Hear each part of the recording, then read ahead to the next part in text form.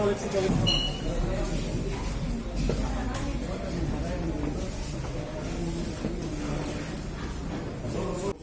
yaitu trimetylbenzen yang berfungsi sebagai pelarut organik untuk mengekstrak metamfetamina yang ditemukan pada cairan bening dalam botol kaca yang berkode 4. Iodin yang berfungsi sebagai reduktor yang mereduksi ephedrine menjadi metamfetamina yang dilakukan pada kristal warna silver dalam bungkus plastik bening berkode plastik yang berkode A17, A18, A19 serta NaOH yang berfungsi untuk pemeriksaan sebelum diekstraksi. Dengan ada barang bukti yang ditemukan di rumah saksi Said Wahyula, ahli berkesimpulan jika metode yang digunakan dalam pembuatan narkotika jenis sabu adalah metode red fosfor, yaitu dengan cara kurang lebih 8 jam lalu dimasak NaOH sehingga terbentuk meth base oil atau meth cair.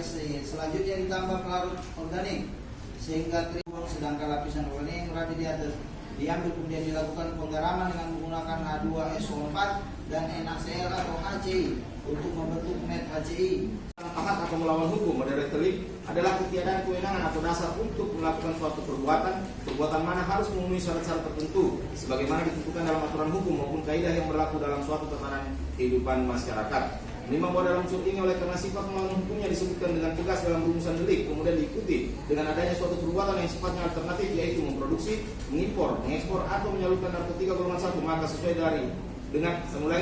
dengan pendapat dari Simons yang mengatakan bahwa dicantumkannya sifat melawan hukum dalam norma delik menghendaki penelitian apakah tindakan itu bersifat melawan hukum atau tidak.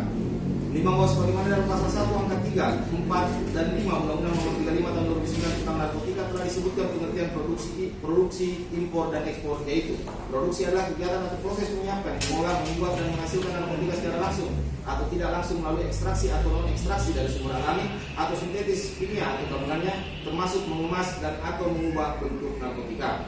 Impor adalah kegiatan memasukkan narkotika dan prekursor narkotika ke dalam daerah pabean.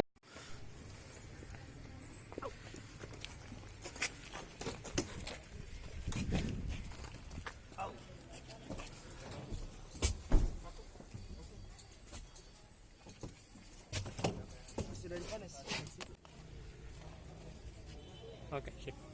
Oke? Oke, aman.